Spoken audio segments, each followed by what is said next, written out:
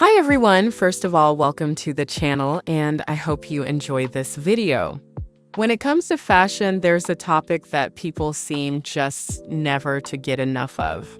Regardless of how many videos and articles are made about it, how many guides we read, or formulas we try, or how many fashion inspirations we have. So I decided to give my own take on it based on my experience as a stylist and just a fashion consumer in general. And based on the video title, you guessed it, I'm talking about personal style. If you've been anywhere near the internet before watching this video, which I'm sure you have, then there's a high possibility that you've seen these trends before and many others. But something that happens whenever a new trend comes along is that people start doubting their style choices if they want to participate in any of these trends. So in this video, I'm going to show you that even when you partake in some trends and wear so-called trendy items, if you also have a solid vision of what your personal style is, then you'll never doubt your style choices. In fact, once you get to know your personal style well enough, you'll be able to recognize which trends truly resonate with you and your style and which don't. This is to say that you'll be able to integrate elements of a trend into your style without losing your style identity. To do that, we're going to discuss three main points that I consider the basics of personal style development. These points are having a signature silhouette, signature fabrics, and signature pieces. Lastly, a bonus point that touches on how to navigate through trends and fashion consumerism, which are fundamental parts of presenting your personal style. But before we start, we have an exercise to do. Your task is to create 6 ideal outfits that you would wear if they were the only things you could wear for the rest of the year. 3 casual and 3 formal. Formal could mean work, an event, a dinner date, or anything that you don't consider casual. You can also use pictures of outfits you previously wore if you already have them. You can create these outfits using pieces you already have or pieces you would like to have and are currently on your wish list. But be realistic, if you're picking pieces you would like to have, pick things within your reach that you can comfortably buy. These items will most likely look like items you have in your closet already, but that you find more aesthetically pleasing or better suited for this extreme scenario. Here I have my 6 outfits. Some pieces came directly from my closet and some didn't. Something that I've been doing for years now and I wanted to share is take pictures of your clothes. I know this might seem obvious to some of us, but a lot of people don't do it. Maybe because it's too tiring or because they get discouraged because the pictures they take don't appear aesthetically pleasing enough. But there are ways to get around this situation. One thing you can do when you buy something at a physical store is immediately go to that brand's online store or stockist that carry them and look for the item you got in there and just save the pictures. Those will be professional pictures that perfectly display your item. Another thing you can do is take advantage of the lighting and the fact that stores almost always have a high place in their changing rooms to hang the clothes and take pictures of the items you are going to buy. As for your current clothes, you can use their tags to search for pictures of them around the internet. Some brands have reference numbers on their tags that you can use to be more specific in your search. Sometimes all you need to do is type the brand's name and be specific about the clothes description, and you might be able to find old website pictures of it from either the brand's stockists or the brand themselves. But if you don't find them, then it's all right too. You can take pictures of your clothes at home. Just make sure to use a light background to make it easier for you to remove them from your pictures. For me, doing this is extremely helpful because having a digital file of my clothes allows me to keep track of my closet and my options in a more visually stimulating manner because the clothes in our closets are constantly on rotation. This is a way to always know what exactly I have. And you can also do this with your shoes and accessories as well. Now back to the outfits. As you can see, I also included shoes and accessories in my outfits, but they are not the focus point of this exercise, so don't worry about including them in your outfits. In the future, I will have a video dedicated to accessorizing and deciding the right shoes for you, and if you guys want, later on, I can make a more detailed video on how I store and organize my digital closet. We'll get back to these outfits later. Pause the video here to give you time to choose your outfits or pictures. Now that that's done, we can begin. Step 1, find your signature silhouette. In fashion, a silhouette refers to the overall outline shape of the garment or full outfit on the body. A silhouette holds so much importance that each decade in the context of fashion can be instantly recognized based on its silhouette. So why is this important for your personal style? Well, this is important because once you recognize the shape you gravitate towards, you'll also be able to recognize your style and your way of dressing more clearly. This is not to say that you will only wear this particular silhouette, but rather to say that this silhouette is an essential part of your style that makes it instantly recognizable. So much so that it becomes a statement both when you're wearing it and when you're not. Although there can be many fashion silhouettes that generally differ from each other due to specific elements, the three main ones when it comes to everyday dressing are oversized, versatile, and fitted. Not a lot of people seem to realize this, but you can integrate elements of trends into your signature silhouette, and we'll look at this later. For now, let's look at the different silhouettes in more detail. I call this the classic oversized silhouette. If you gravitate towards this silhouette, then it could mean that you value comfort and functionality when getting dressed. This silhouette allows you to be more experimental when dressing because these pieces are not trying to follow the body's natural curves and outlines. They are instead expanding in space and creating a different outline and shape. I call this the fitted chic. If you gravitate towards this silhouette, then it could mean that you are drawn to pieces that enhance your natural curves and have a sleek, tailored appearance. You prefer a more sophisticated and classic approach when getting dressed. Depending on the specific pieces you wear, the silhouette can be more subtle than the one I previously mentioned. I call this the modern versatile. If you gravitate towards this silhouette, then it could mean that you value adaptability when it comes to getting dressed. You're also experimental and enjoy changing your silhouettes often, whether they're oversized, fitted, or a mixture of both. Now that you have the guidelines for recognizing your signature silhouette, we can go back to our previously chosen outfits. See why it was important to pick them before discussing these points. Because once you become aware of these guidelines, your mind might unconsciously choose certain outfits based on the discussion we just had, instead of choosing outfits you actually would wear in that scenario. So by choosing these outfits beforehand, you chose outfits that truly represent how you wanted to present your style at that moment. This is not to say that you can't change opinions. It's completely fine for you to change your opinion on your signature silhouette and other elements of your style once you become aware of them and their role and importance. But this exercise specifically was aimed to give you an insight into your unconscious choices before having outside influences. After all, personal style is about making conscious decisions based on your unconscious tastes and inclinations. Now, back to the task. From what we can see, most of my outfits are a mixture of silhouettes. They're not specifically oversized or fitted, and I tend to change between those silhouettes or mix them often. So my signature silhouette is the modern versatile. Now you should look at your outfits and choose how they fall within these three main categories. Once you have a clear idea of what your signature silhouette is, it's time to focus on fabrics. Step 2, find your signature fabrics. Now that you've found your signature silhouette, let's talk about fabrics. Fabrics are a fundamental part of fashion. After all, that's what the majority of clothes are made of. Certain fabrics allow for fabric manipulation techniques to be executed, patterns, colors, and volumes to be achieved, and so much more. The specific fabric used to make a garment can make or break that garment when it comes to achieving the original sketch design. Knowing this, we can assume that each silhouette has specific fabrics that they work best with.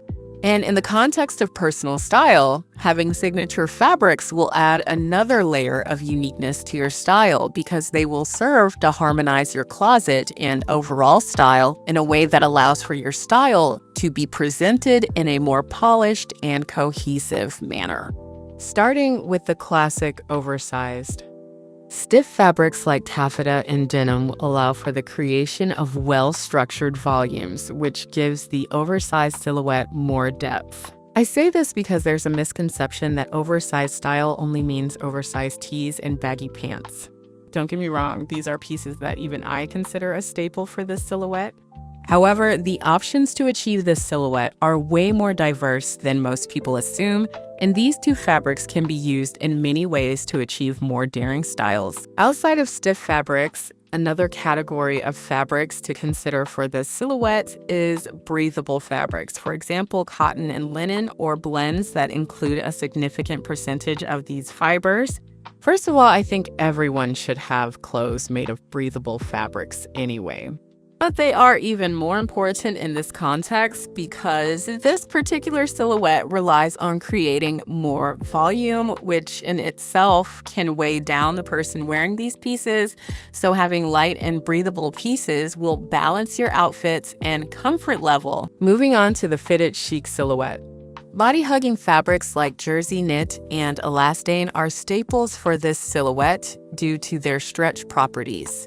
Once again, breathable fabrics are important for this silhouette, and they are relevant in this context because fitted silhouettes can sometimes make you feel constricted if the fabrics are too tight and uncomfortable. However, this feeling can be avoided by wearing breathable, stretchy, and light fabrics instead. These would mainly be stretchy cotton and blends of breathable fibers with stretchy fibers, such as cotton blends with spandex. Because the silhouette doesn't rely on volume, as I mentioned before, it could be seen as more muted than the other silhouettes. However, this is where fabric manipulation techniques, unique pattern making, and prints or colors can really make a difference in your style. Lastly, we have the modern versatile silhouette. Because this is a bit of a mix of the previous silhouettes, you can already have an idea of its signature fabrics. For this one, we have a mixture of previously mentioned fabrics, so we're bringing back taffeta, cotton, and cotton blends. We're also adding silk, which can be cut and molded in ways that are either fitted or loose, allowing for the signature versatility and adaptability of this silhouette to thrive. Step 3, signature pieces. There seems to be a lot of confusion when it comes to signature pieces. A lot of people confuse them with what we call staple pieces or capsule wardrobe, but they are two different things. Your signature pieces can be included in your staple pieces or your capsule wardrobe, but not all pieces in your capsule wardrobe will be part of your signature pieces. Let me explain. Signature pieces are going to be those clothes that have specific elements, which could be design, pattern, or cut, and fabrics that will be a constant throughout your closet and that make your style instantly recognizable. For example, one of your signature pieces could be leather jackets. And so you'll have all kinds of leather jackets in your closet with different colors, details, and design elements that could range from the most basic to the most experimental, all depending on your taste. And these leather jackets will then be a fundamental part of your outfits and your dressing routine. Generally, you could have around 1 or 3 signature pieces. Recognizing or choosing your signature pieces is relatively easy. These will be pieces that are a constant in your closet or clothing pieces that share certain design elements that, again, are a constant in your closet. Just by looking at my 6 chosen outfits, one can definitely tell that my signature pieces are maxi skirts and button-up shirts. So right now, I'm going to give you some signature piece suggestions for each silhouette based on the silhouette in itself and the signature fabrics we've discussed, and you can later decide which fits into your style the best. It's completely okay if you feel that none of my suggestions fit into your style. After all, there are many clothing items with different elements available. The takeaway here is that you are aware of what a signature piece is and how to choose the one for you, starting with the oversized silhouette. For this one, I suggest oversized tees and button-up shirts, baggy pants of all kinds, skirts made of taffeta, and puffer jackets.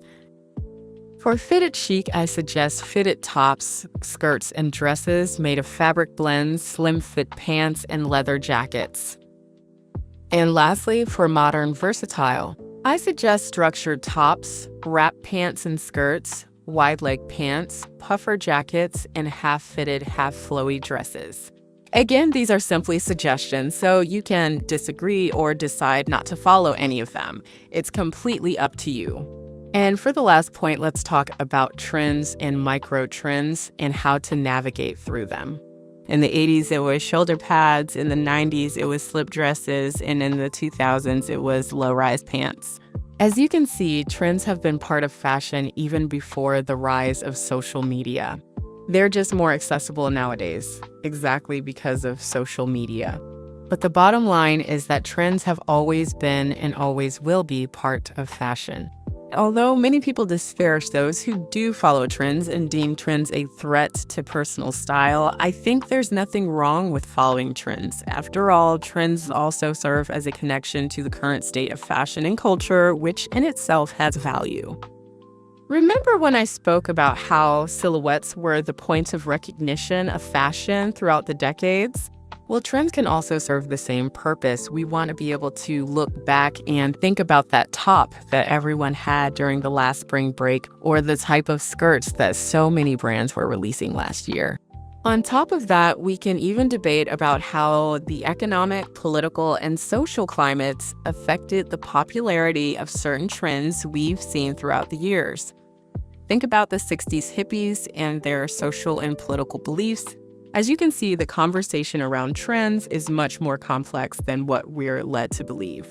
But don't think that with this, I mean to tell you that you should buy every trendy item and follow every single trend as soon as they get popular. No, what I mean is that you can integrate certain elements of a trend in your style, which means you'll be partaking in that trend without completely losing yourself in it. It's also important to point out that properly interacting with trends is particularly crucial nowadays due to the rise of fast fashion. We must cultivate a sense of connection with our clothes that will allow us to cherish them for a long time instead of disposing of them as soon as a trend is no longer popular.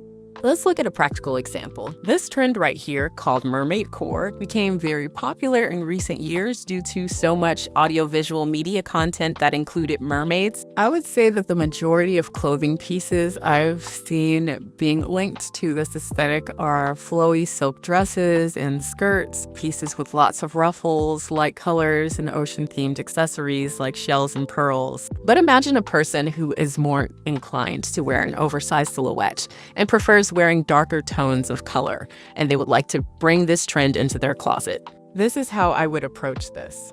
First, I always encourage people to not rush to buy things. Sometimes what we need is already in our closet. So instead of running to the nearest shop, look through your closet for items that already connect with the aesthetic or style you're looking for. For example, someone who wears an oversized silhouette might already have pleated skirts or pants, since these are clothing pieces that usually have a more oversized shape. And pleats go well with this aesthetic due to their appearance, which resembles the ocean waves. But if you don't find anything suitable in your closet, or you simply want to buy something, make sure you're buying something that doesn't just align with the trend, but also with your style in general. Basically, an item that you could see yourself buying regardless of this trend existing or not. Using this method will encourage you to be more mindful of your purchases, and with time, this will help you be more aware of your personal style.